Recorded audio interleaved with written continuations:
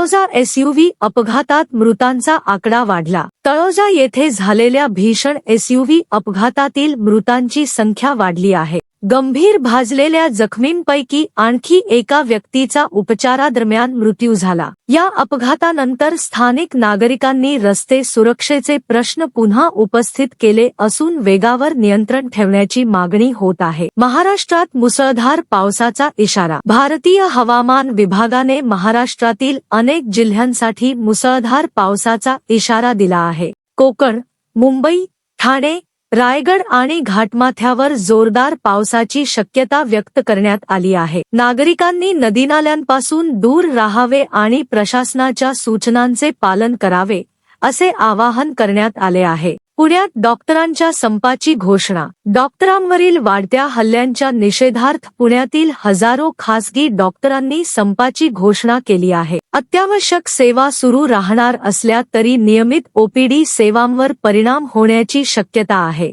रुग्णांनी आवश्यक असल्यास आधी संबंधित रुग्णालयाशी संपर्क साधावा असे आवाहन करण्यात आले आहे। नाशिकमध्ये सोन्याच्या चोरीची मोठी चर्चा। नाशिकमध्ये एका माजी महापौरांच्या घरातून मोठ्या प्रमाणात सोन्याची चोरी झाल्याची घटना चर्चेत आहे।